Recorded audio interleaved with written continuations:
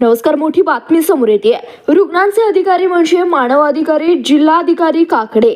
सांगली मिरज शासकीय रुग्णालयात रुग्ण हक्क सनद फलकाचे अनावरण.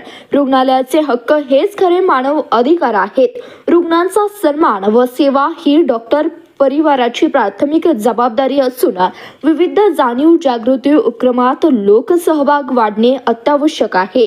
रुग्ण हक्क संदेप्रमाणे अंमलबजावणी काटेकोरपणे करण्यात येईल असे मनोगत जिल्हाधिकारी अशोक काकडे यांनी व्यक्त केले.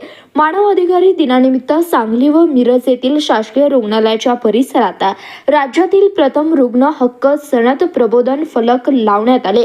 त्याचे अनावरण जिल्हाधिकाऱ्यांच्या हस्ते करण्यात आले. कार्यक्रमाचे अध्यक्षस्थानी अधिष्ठाता डॉक्टर प्रकाश गुरव होते. प्रमुख पाहुणे म्हणून खाडे शैक्षणिक संकुलनाच्या स्वाती खाडे आणि शल्य चिकित्सक डॉक्टर विक्रमसिंह कदम उपस्थित होते. यावेळी रुग्णालयात कर्तव्यनिष्ठेने कार्य करणाऱ्या डॉक्टरांना सन्मानपत्र देऊन त्यांचा गौरव करण्यात आला. तसेच संविधान दिनी जाणीव जागृतीचे उपक्रम राबवल्यानंतर स्वाती खाडे बेघर महिलांच्या पुनर्वसन व पुनर्निर्वाहनासाठी कार्य करणाऱ्या सुरेखा शेख यांचा विशेष सत्कार करण्यात आला. कार्यक्रमाच्या निमित्ताने HIV बाधित पालकांच्या मुलींनी साकारलेल्या रांगोळी प्रदर्शनाला जिल्हाधिकाऱ्यांनी भेट देऊन त्यांचं कौतुक केलंय. जिल्हाधिकाऱ्यांनी यावेळी महत्त्वाच्या सूचना दिल्या. सार्वजनिक आरोग्य सेवा गरीब रुग्णांसाठी टिकून राहिली पाहिजे.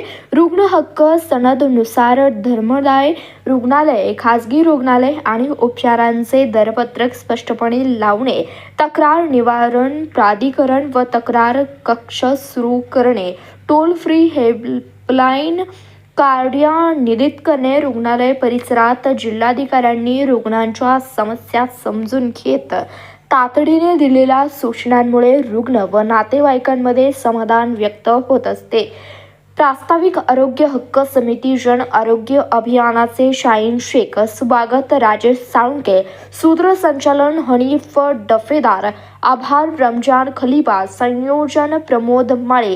कार्यक्रमाला ह्युमन राईट जस्टिस असोसिएशनचे नसीर सय्यद, अण्णा कनवडकर, नीता मुरगुटे, युसुफ शेख, अहमद शेख, रमेश भोसले, ॲडव्होकेट संजय पाटील, भारत होनमाने, अविनाश काकडे, चंद्रकांत माळी, योगेश रोकडे, बाळासाहेब रास्ते, योगेश पांडव, अफजल मोमीन आदी मान्यवर उपस्थित होते.